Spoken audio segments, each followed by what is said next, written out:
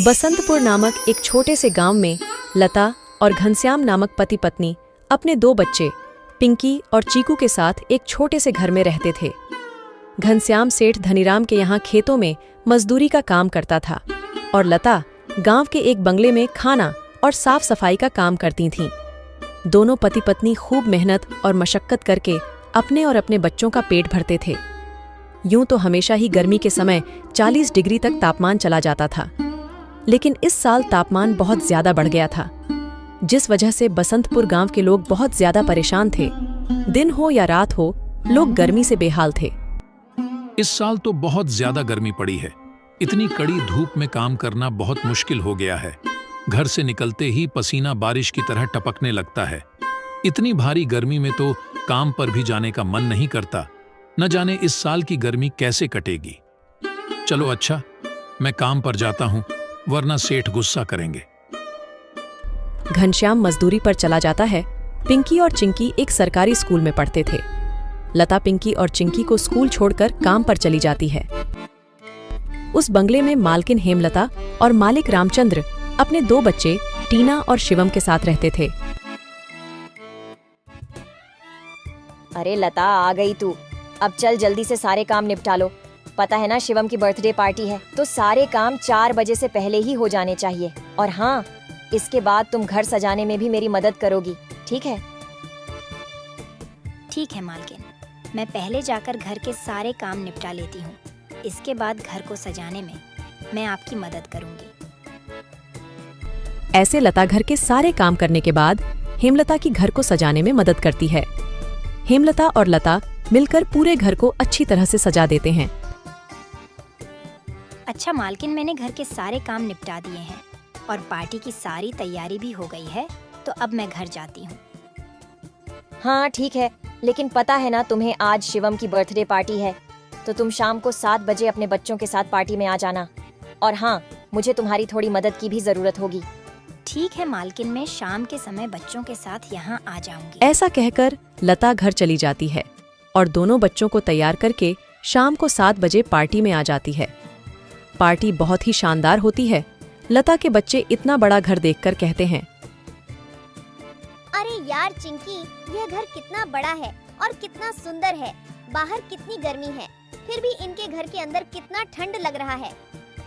पिंकी और चिंकी की बातें शिवम सुन लेता है और वह उनसे कहता है, अरे ये घर ठंडा इसलिए लग रहा है क्योंकि हमारे घर में हर कमरे में एसी लगा हुआ है। ओह, मतलब कि एसी लगाने से घर बहुत ठंडा हो जाता है। दीदी, हम भी अपने पिताजी को अपने घर में एसी लगाने के लिए बोलते हैं ना, हमारे घर में भी बहुत ठंडा लगेगा। चलो बच्चों, इधर आओ, केक काटने का टाइम हो गया है। जब केक काटने लगता है तो पिंकी और चिंकी एसी की ठंडी ठंडी हवा खाते खाते शिवम के कमरे की तरफ चले जाते हैं और शिवम के कमरे के बाहर खड़े होकर एसी की ठंडी ठंडी हवा का मजा लेने लगते हैं। एसी की ठंडी ठंडी हवा खाते खाते वह दोनों कमरे के अंदर चले जाते हैं। दीदी, यह कमरा तो सबसे ठंडा है, इसमें कितनी ठंडक है। और दीदी, यह देखो, यह बिस्तर कितना सुंदर है, बिल्कुल मखमल जैसा। दोनों बेड पर बैठ जाते हैं और ठंडी ठंडी हवा का आनंद लेने लगते हैं।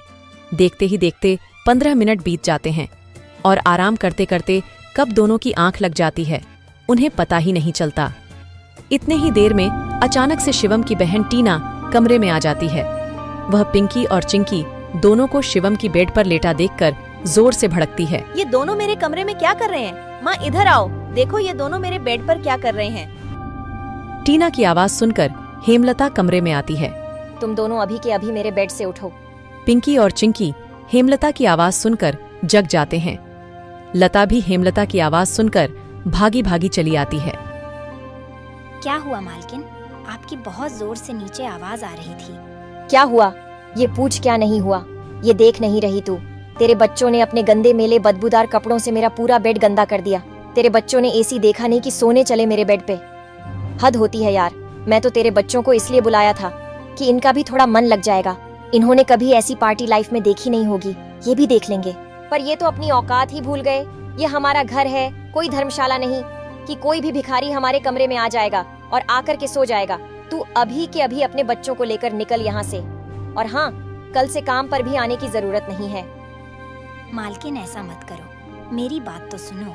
बच्चे नादान हैं। मैं वादा करती हूँ आगे से ऐसा दोबारा नहीं होगा। यह मेरी आखिरी भूल समझकर माफ कर दीजिए मालकिन। मुझे काम से मत निकालिए मालकिन। इस काम के सहारे तो मेरा घर चल रहा है। ये तेरी सर दर्द है। अब तू यहाँ पर काम नहीं कर सकती। अब तू अपने बच्चों को ले और यहाँ से निकाल। हेमलता लता और उसके बच्चों को घर से बाहर निकाल देती है और आगे से काम पर आने को भी मना कर देती है। अब लता के पास कोई काम नहीं था। घर का सारा भार अब घनश्याम के कंधों पर आ गया था। हे भगवान, आज तो खाना बनाने के लिए आटा भी नहीं है। अब मैं आटा कहाँ से लाऊं? मेरे पास तो अब और पैसे भी नहीं है। और जो तनख्वाह घनश्याम जी को मिली थी वह सब घर खर्चे में खत्म हो गए। मेरा क्या है? मैं तो पानी पीकर भी सो जाऊंगी, पर बच्चों को क्या? भूखे पेट इन्हें नींद कैसे आएगी? आ गए आप। घर में राशन खत्म हो गया है। आज खाने में कुछ नहीं बना है। कोई बात नहीं, खाना आज मैं अपने साथ लेकर आया हूँ। सेठ जी के यहाँ पर आज दावत थी तो उन्होंने कुछ खाना बच्चों के लिए भी भिजवा दिया है। ऐसे उस रात तो वह सभी खाना खाकर सो जाते हैं। अगली सुबह लता फिर से अपनी मालकिन हेमलता के घर जाती है और उससे थोड़े पैसे उधार मांगती है। मालकिन, मेरे घर में खाने के लिए एक अनाज का दाना भी नहीं है। कृपया आप मुझे थोड़े से पैसे उधार दे दीजिए। तुझे देने के लिए मेरे पास कोई पैसे वैसे नहीं है। मैंने तुझे पहले ही काम से निकाल दिया था, फिर तेरी यहाँ आने की हिम्मत कैसे हुई? जा निकल यहाँ से और आइंदा यहाँ पर अपनी शक्ल मत दिखाइयो। हेमलता की कड़वी बातें सुनकर लता घर वापस जाने लगती है। तभी उसे रास्ते में एक पोस्टर दिखाई देता है। उस पोस्टर को देखकर लता वहीं रुक जाती है। पकोड़े बनाने वाले की जरूरत है। अधिक जानकारी के लिए इस दिए गए नंबर पर कॉल करें। पकोड़े बनाने तो मुझे आता है। अगर यहाँ मेरी नौकरी लग जाए तो घर का खर्च चलाने के लिए कुछ पैसे आ जाएंगे। ऐसा सोचकर लता उस पते पर पहुंच जाती है।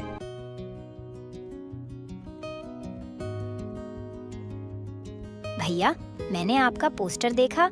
आपको किसी पकोड़े बनाने वाले की जरूरत है? हाँ, जरूर तो है। तुम पकोड़ा बना लोगी। क्या तुम्हें पकोड़े बनाने आते हैं? हाँ, सब मुझे कई तरह के पकोड़े बनाने आते हैं, जैसे मिर्च का पकोड़ा, पालक का पकोड़ा, पनीर का पकोड़ा और भी कई प्रकार के पकोड़े मुझे बनाने आते हैं। तो ठीक है, तुम आज से ही काम पर लग सकती हो। ऐसे लता पकोड़े बनाने वाले के साथ काम पर लग जाती है और ग्राहकों को पकोड़े सर्व करने लगती है। ऐसे ही शाम हो जाती है और रमेश के सारे पकोड़े बिक जाते हैं। चलो, आज तो सारे पकोड़े बिक गए। आज तो तुमने पकोड़े सिर्फ सर्वे किए हैं, लेकिन कल से तुम्हें पकोड़े बनाने भी होंगे। हाँ साहब, मैं बहुत ही स्वादिष्ट पकोड़े बनाना जानती हूँ। तो ठीक है, ये लो आज के काम के पैसे। 300 रुपए लेकर लता सबसे पहले राशन की दुकान पर जाती है और वहां से राशन का सामान खरीदकर घर आ जाती है। घर पहुंचकर लता सबसे पहले बच्चों के लिए खाना बनाती है और उनको परोसती है। चिंकी, पिंकी, आ जाओ खाना खा लो। इतने में घनश्याम भी वहां आ जाता है और लता घनश्याम को अपने नए काम के बारे में बताती है। इस तरह सारे मिलकर खुशी खुशी खाना खाते हैं। अगली सुबह लता बच्चों को स्कूल छोड़कर वापस काम पर चली जाती है। दुकान पर पहुंचकर लता पकोड़े बनाती है। लता के बने हुए पकोड़े ग्राहकों को बहुत पसंद आते हैं। लता के बने हुए पकोड़े खाकर ग्राहक पकोड़े की बहुत तारीफ करते हैं। उनको आज के बनाए हुए पकोड़े कल से भी ज्यादा अच्छे लगे। रमेश भाई, तुम्हारे आज के पकोड़े का तो कोई जवाब ही नहीं। इससे स्वादिष्ट पकोड़े मैंने आज से पहले इस होटल में कभी नहीं खाए। आखिर आज ऐसा क्या मिलाया है इन पकोड़ों में जो इतने स्वादिष्ट बने हैं? आज तो मैं एक और प्लेट खाऊंगा। मेरे लिए एक एक्स्ट्रा प्लेट पकोड़े लगा दो। ऐसे रमेश अपने ग्राहकों के मुंह से पकोड़े की तारीफ को सुनकर लता से कहता है, लता, तुम्हारे हाथ में तो जादू है। तुम्हारे हाथों के बने पकोड़े खाकर ग्राहक एक एक एक्स्ट्रा प्लेट पकोड़े खा रहे हैं। तुमने तो कमाल ही कर दिया। आखिर ऐसा क्या मिलाया है इन पकोड़े में जो ग्राहक इतनी तारीफ कर रहे हैं? साहब जी, कुछ खास नहीं मिलाया है, बस थोड़े से नमक मिर्च मसाले बराबर मात्रा में डाले हैं, बस। ऐसे रमेश के आज के पकोड़े बहुत जल्द ही खत्म हो जाते हैं। आज तो पकोड़े बहुत जल्द ही खत्म हो गए। कल से हमें और ज्यादा से ज्यादा पकोड़े बनाने होंगे। और हाँ, अब हमारी पकोड़ों की सेल और ज्यादा अच्छी होने लगी है, इसलिए कल मैं दुकान में एसी लगवा रहा हूँ। इससे ग्राहक भी एसी की ठंडी ठंडी हवा में पकोड़ों का मजा लेंगे और हमारे पकोड़े की सेल और ज्यादा बढ़ेगी। तुम क्या कहती हो? साहब, विचार तो बहुत अच्छा है। अगले दिन रमेश अपनी दुकान में एसी लगवा लेता है और जैसा उसने सोचा था वैसा ही हुआ। एसी लगने के बाद रमेश के दुकान पर ग्राहकों की संख्या बढ़ जाती है। ग्राहक ठंडी ठंडी हवा में बैठकर पकोड़े खाने का आनंद उठाते हैं। ऐसे रमेश के आज भी सारे पकोड़े बहुत जल्द ही बिक जाते हैं। शाम के समय जब लता घर वापस आती है और वह चिंकी और पिंकी को आपस में बातें करते हुए सुनती है। दीदी, उस दिन पार्टी में कितना मजा आ रहा था ना। कहाँ हम उस दिन एसी की ठंडी ठंडी हवा खा रहे थे और कहाँ आज हम इतनी गर्मी में बैठे हैं। काश हमारे घर में भी एसी होती तो हम भी अभी एसी की ठंडी ठंडी हवा खा रहे होते। इतने में लता अंदर आ जाती है। अरे चिंकी और पिंकी, तुम दोनों क्या कर रहे हो? तुम दोनों ने अपने स्कूल का होमवर्क किया? चलो जल्दी से अपना अपना होमवर्क कर लो। मैं खाना बनाने जा रही हूँ। इसके बाद खाना खाकर जल्दी सो जाना। कल तुम्हें सुबह उठकर स्कूल भी तो जाना है ना। ठीक है माँ, हम स्कूल का काम करके आते हैं। ऐसे दिन बीतते जाते हैं और लता के हालात पहले से ठीक होते जाते हैं। ऐसे ही एक दिन सुबह लता काम पर जा रही होती है, तभी उसे भंगार की एक दुकान दिखती है। उसे दुकान पर कई सारे सामान थे, जैसे कूलर, पंखा, फ्रिज, एसी इत्यादि। लता का ध्यान उस दुकान में रखे पुराने एसी की तरफ जाता है। वह उसे बहुत पसंद आता है। वह उस दुकानदार से बोलती है, भैया, ये एसी का क्या दाम है? मात्र 10,000 रुपए की है। 10,000? ये तो बहुत ज्यादा है। ज्यादा नहीं, ये तो बहुत कम है। ये सेकंड हैंड एसी है। अगर नई एसी खरीदने जाओगी तो 30,000 से कम की नहीं आएगी। अच्छा ठीक है, पर ये सही से तो चलती है ना? हाँ, बिल्कुल सही से चलती है। अगर 6 महीने से पहले ये एसी बंद हो जाती है तो इसकी सारी रिपेयरिंग की सर्विस बिल्कुल फ्री होगी। ठीक है, लेकिन इसका सही सही दाम लगाओ। मैं इसके 8,000 दूंगी। अगर तुम्हें देनी है तो मुझे ये ऐसी 8,000 में दे दो। ठीक है, बताओ कहाँ लगानी है। लता उस आदमी को अपने घर लेकर आती है। वह आदमी लता के घर पहुंचकर एसी को लगा देता है। एसी चालू करते ही ठंडी ठंडी हवा घर में फैलने लगती है। बच्चे भी इस ठंडी ठंडी हवा का मजा उठाते हैं। वह दीदी, क्या मजा आ रहा है। एसी की ठंडी ठंडी हवा, ऐसा लग रहा है जैसे बर्फ की चादर ओढ़ ली है हमने। इतनी कड़ी गर्मी में ये ठंडी ठंडी हवा बर्फ की चादर जैसी लग रही है। घर में एसी के लगते ही बच्चे बहुत खुश हो जाते हैं। घनश्याम भी घर पर आ जाता है। ओह, आखिर तुमने बच्चों की इच्छा पूरी कर ही दी। कैसे ना करती भला। बच्चे तो आखिर मेरी जान है। इनसे बढ़कर मेरे लिए कुछ भी नहीं। एसी लग जाने की वजह से बच्चे बहुत खुश होते हैं और लता की कमाई भी अच्छी होने लगती है। लता के बने हुए पकौड़ों की वजह से रमेश के दुकान पर ग्राहकों की भीड़ लगी रहती थी। इससे रमेश खुश होकर लता की तनख्वाह बढ़ा देता है। थोड़े दिन बाद घनश्याम भी सेठ धनीराम के यहाँ मजदूरी छोड़कर लता के साथ पकोड़े बनाने लगता है। दोनों को रमेश काफी अच्छी सैलरी देता था, जिससे उनका घर खर्च काफी आसानी से चल जाता था। बच्चे पूरी गर्मी ऐसी की ठंडी ठंडी हवा में गुजरते हैं और इस तरह वह लोग अपना जीवन खुशी खुशी जीने लगते हैं।